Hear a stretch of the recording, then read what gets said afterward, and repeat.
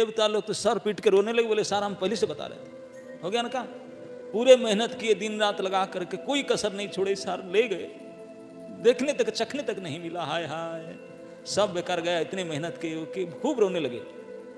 भगवान से बोले हम पहले से मना, आप फंसा दिया हम लोग को, इतने दिन हम छुट्टी लेके काम किए। भगवान चुप करो, बैठो चुप ना। क्या बैठेंगे सर, ले गए ना, ले गए, पी नहीं सकते। हाँ ले गए, पियेंगे अभी, किसी पीने, बोले ले गए, टिप्पी खोल रहे हैं, मुंह में लगा रहे हैं, पी नहीं सकते। देखिए ये भगवान कह रहे हैं, भगवान के हेल्प के बिना, इच्छा के बिना आपको प्यास लग सकता है। पानी बटल उठाकर ले लिए, टिप्पी खोल लिए, मुंह में लगा लिए, लेकिन पी लेंगे कोई गारंटी नहीं। भगवान अगर नहीं चाहेंगे पी नहीं सकते, अगर पी ली उल्टी करना पड़ेगा, पी नहीं सकते। इसी को कहते हैं दाने दाने में लिखे हैं, सो परफेक्ट अरेंजमेंट है, इतने बढ़िया व्यवस्था है भगवान का, कोई हिल डोल नहीं सकता। हम लोग का मैनेजमेंट क्या, हर पग पग अगर मिस्टेक होता है, गलती होता है, लेकिन भगवान पे भरोसा करो। उनके तो देवता बोले कि मेरे ऊपर भरोसा करो। वो छीन लिए, ठीक किए, कुछ करेंगे लेकिन पी नहीं सकते, क्योंकि मैं बोलता हूं तुझे पिलाऊंगा। वो क्या कर सकते, कुछ नहीं कर सकते। मरेंगे तुमको मिलेगा नहीं, जीवन भर नहीं मिलेगा। मेहनत किए, सब कुछ किए, छीने, सब कुछ किए, जीवन पर्यंत अमृत नहीं मिलेगा चखने के लिए। आप ही पिएंगे, आपके पास रहेगा। अभी तक यही हुआ। ये भगवान के शरण में आने से, भगवान के शरण में आने से जो छीन गया था उनके हाथ से, लेकर पीने के लिए कर रहे थे, लेकिन वो पी नहीं पाए। आज तक हजारों युग बीत गया, असुरों को अमृत मिला ही नहीं, बेचारे मर रहे हैं, नहीं मिला। भगवान की इच्छा नहीं है, क्या करें, कितने प्रयास कर बटल छीनने पर भी नहीं कर पाए। तो इस प्रकार हमको अगर किसी भी प्रकार से भगवान की शरणागत होते हैं तो बिल्कुल निश्चिंत हो जाना चाहिए कि हमारा काम बनने वाला है, और किसी उपाय से काम नहीं। अपना निजी भरोसा, निजी बल के ऊपर एक भी भरोसा नहीं है, केवल भगवत कृपा के ऊपर भरोसा करो। और भगवान हमारे परम हितैषी है ही, लेकिन वो कैसे हित करेंगे, वो हमारे मर्जी से, उनकी मर्जी से करेंगे। उनके हिसाब से वो हित करेंगे, हमारे हिसाब से नहीं करेंगे। वो जानते हैं कैसे हित करना होता है। कोई बच्चा दूध पीने के लिए रो रहा है, पैर पीट रहा है, राह पकड़ कर रो रहा है, उनका माँ भी चाहता है उनको पिलाना, लेकिन दूध अभी गर्म है, पिलाएगी वो नहीं। कितने हार पेट पीट करके चिल्लाए, नहीं पिलाएगी। हाथ लगा देना, अभी ठंडा नहीं हुआ, अभी ठंडा, जब ठंडा हो जाए पिलाने का तब पिलाएगी। भगवान भी हमारे ऐसे कई माताओं के, करोड़ों माताओं से भी ज्यादा ममता रखते हैं उन्होंने हम जैसे संतान के प्रति। चाहे दुष्ट हो चाहे अच्छा हो, उन्हीं की तो है सब। तो उन्होंने देखते हैं कि क्या देने से, कब देने से उनका भला होगा। हम कितने मांग करके प्रभु दे दो प्लीज, हेल्प कर दो, हेल्प कर दो, नहीं नहीं देंगे। बोले ना, तेरे लिए अभी गर्म है ज़्यादा, तू सहल नहीं सकता, नहीं देंगे। और जब हो जाएगा टाइम, बिल्कुल पिलाएंगे, बैठे गोद में पिलाएंगे, वही करेंगे। लेकिन वो जानते हैं कब क्या किस समय करने से हमारा भला होगा, वही करेंगे। तो इसलिए हमारा केवल कर्तव्य है ऐसे महादयामय परम बांधव, हमारा परम हितैषी के ऊपर पूर्ण भरोसा के साथ उनके शरणागत हो जाओ। प्रभु बस आई एम योर्स, अब आपके जैसे तुम्हारा इच्छा है मोर इंद्रिय चालना, आपकी जो इच्छा मैं वही करूँगा। केवल उनके चौकीदार बन जाओ, उनके लिए जियो, उनके लिए मरो, उनके लिए सब कुछ करो। उनके प्रति ऐसे शरणागत भाव हो जाए, हमार बोलीते और किछु नहीं, सब कुछ आपका है। इस प्रकार भावना के साथ उनके साथ जुड़ोगे तो ठाकुर जी बिल्कुल हैं, हर प्रकार से आपको तैयार मदद करने के लिए, और वो हमको अपना पास ले जाएंगे। भगवान घोषणा करके कहते हैं कि संपूर्ण संसार में किसी का कुछ भी नहीं है। ईशावस्यम इदम सर्वम जत किंचात जगत्यम जगत, सभी कुछ परमेश्वर का है, हमारा कुछ भी नहीं। इसलिए हमको जो लेना है, हमारा शेयर लेना है। तेन त्यक्तेन भुंजिता माँ गृध कस्व सिद्धनम, दूसरे किसी का चिन्ह मत, आपका जो है इतना ले लो। अगर हम इस नियम को पालन करेंगे तो भगवान साथ देंगे। तो भगवान के लिए हमारा केवल इतना ही कर्तव्य करना है। भगवान खुलकर कहते हैं मन मना भवा, मद भक्त भवा, मद याजी, मद नमस्कुरु।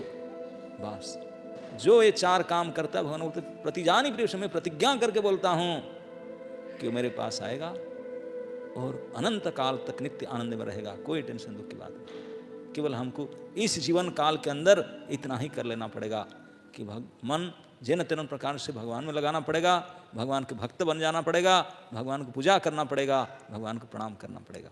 दैट्स इट, केवल इतना ही है।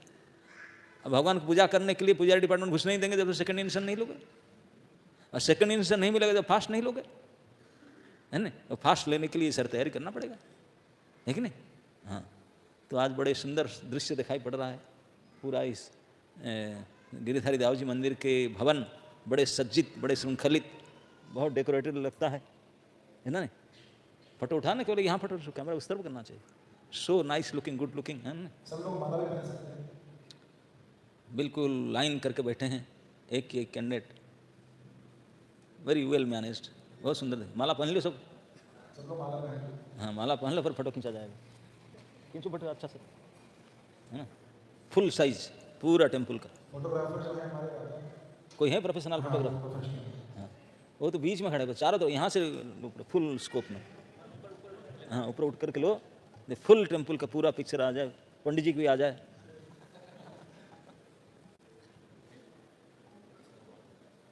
ओके, तो यही विधि है। हमको श्री गिरिधारी दाऊ जी, श्री निताई गौर सुंदर राधा मदन मोहन के शरणागत हो जाएं। इसी प्रोसेस में आज आप लोग शरणागत होने के लिए आए हैं, और आपके संकल्प के साथ अग्नि को साक्षी रख करके, ब्राह्मण को साक्षी रख करके, गुरु महाराज को साक्षी रख करके भगवान के सामने ये आप वादा करेंगे, आपके वचन के साक्षी रहेंगे। हमारे इस गिरिधारी दाऊ जी इस्कॉन मंदिर के अध्यक्ष आने वाले हैं 9 बजे, उनके सामने आपको प्रतिज्ञा करना होगा कि मैं जीवन पर्यंत इस संस्था में साथ दूंगा। इस संस्था का जो 4 मूलभूत नियम है, नो मीट ईटिंग, किसी प्रकार के मांस भक्षण मतलब मांस मछली तो नहीं, उसके अलावा प्याज लहसुन आदि तामसिक पदार्थ नहीं खाऊंगा, इस प्रकार नहीं। दूसरा नियम है किसी प्रकार के इंटॉक्सिक नशा नहीं, मतलब चाय पान बीड़ी तम्बाकू से लेकर के ऊपर गंजा शराब तक कोई नहीं करूंगा। तीसरा नियम किसी प्रकार के जुआ सट्टा ताश आदि इस प्रकार गैम्बलिंग चीटिंग काम नहीं करूंगा। और चौथा नियम है नो इलिसिट कनेक्शन। ये 4 नियम को आप प्रतिज्ञा करें, उनके सामने मैं जीवन पर्यंत उसका पालन करूंगा। और उसके साथ साथ प्रतिदिन आपको जो माला दिया जाएगा उसमें 16 माला हर एक मनके के ऊपर, इस अंगुली को छोड़कर बाकी अंगुली को प्रयोग करते हुए हर एक मनके के ऊपर ये महामंत्र ध्यान देकर सुन लो। हरे कृष्णा कृष्णा कृष्णा हरे हरे, हरे राम राम राम हरे हरे। ये जो कर्ण मंत्र दिया जाता है, मैं माइक में अनाउंस करके बोल दिया, सब सुन लो कान में, इंडिविजुअली नहीं बोला जाए। इस मंत्र को प्रतिदिन 16 माला और विशेष दिन में और अधिक माला जप करेंगे यथाशक्ति। ओके, और इसी को करते हुए पूरा उसका लाभ उठाने के लिए भक्तों के चरण में, वैष्णव के चरण में अपराध से बचना। निरपराध है लय कृष्ण नाम, अचिरात पाए कृष्ण प्रेम। कृष्ण प्रेम धन पाने के लिए अपराध से बचना होगा। ये अपराध क्या है? 10 प्रकार के अपराध है नाम जप के प्रति। सबसे नंबर 1 पहला अपराध है सताम निंदा।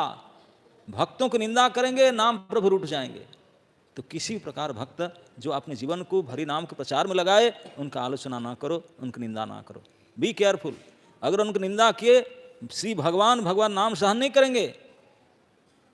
ओके, ध्यान देना, किसी के भक्तों का आलोचना नहीं। नंबर 1 अपराध है। सेकंड, किसी प्रकार की देवी देवता तक, चाहे ब्रह्मा हो शंकर जी हो, भगवान के समान नहीं। सब भगवान के, अकेले ईश्वर कृष्ण आर सब भृत्य, सब नौकर चाकर, भगवान के इंडिपेंडेंट की भगवान के समान किसी को नहीं मानना। तीसरा अपराध है गुरु अवज्ञा।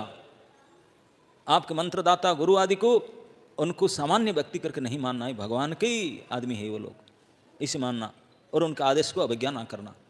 चौथा अपराध है स्मृति शास्त्र निंदन। किसी जो शास्त्र आदि हैं जिसमें भगवान के वर्णन है, उसी को भी निंदा ना करना। पांचवा है कल्पना। नाम को काल्पनिक समझा रही है, हरे कृष्ण वाले इसी करते रहते। नो, ये कोई कल्पना नहीं, केवल शुद्ध प्रमाण साक्षात हरि नाम केवल ही सत्य वस्तु है संसार में, और सब झूठा है। हम मरते वक्त यही बात कहते हैं ना, क्या कहते हैं? हरि नाम सत्य है, तो मतलब बाकी सब झूठ है, केवल सत्य वस्तु हरि नाम है, तो कोई काल्पनिक नहीं है। छठा अपराध है नाम के प्रति मिस इंटरप्रिटेशन, अर्थवाद करना। नाम का केवल इतने नहीं, नाम अनंत असीमित शक्ति संपन्न। और सातवां अपराध है नाम अपराध पाप बुद्धि। अच्छा, नाम के इतनी प्रभाव है, सारे पाप को नाश कर देता है, तब तो मैं थोड़ा पाप कर लूंगा, एक माला जप कर लूंगा एक्स्ट्रा। नो, इस प्रकार का विचार मन में आना ही अपराध है। नहीं, नाम के बल पर पाप नहीं कर सकते। पाप करो अनजान में, जाने में, तो नाम के शरणागत हो तो वो क्षमा कर देंगे, लेकिन और पाप करेंगे नाम के बल पर, नो, ये नहीं। और आठवां अपराध है इस हरि नाम को एक शुभ सकाम कर्म कांड जैसा मानना, जैसे हम दान किए, यज्ञ किए, तप किए, स्नान किए, तीर्थ किए, नो नो नो नो, उसके समान नहीं है। उसी के समान तो किसी का तुलना ही नहीं किया जा सकता, इतने शक्तिशाली इसी नाम। 9वां है अश्रद्धालुओं को हरि नाम का बारे में बताना। हमारे प्रचारकों का कर्तव्य है to find only search for a faithful person. श्रद्धावान जन है भक्ति अधिकारी, भक्ति के अधिकार तो केवल श्रद्धालुओं का है, श्रद्धा ही परम। तो जो श्रद्धालु हैं उन्हीं को ही प्रचार करो। और श्रद्धालु कैसे पहचानेंगे? आप प्रचार करने जाओ, बोलो हरे कृष्ण, तो गाली देते हैं, चुप से बच जाना, फिर उनके पास मत जाना। तो इसलिए जो अश्रद्धालु हैं उनके बच के रहना।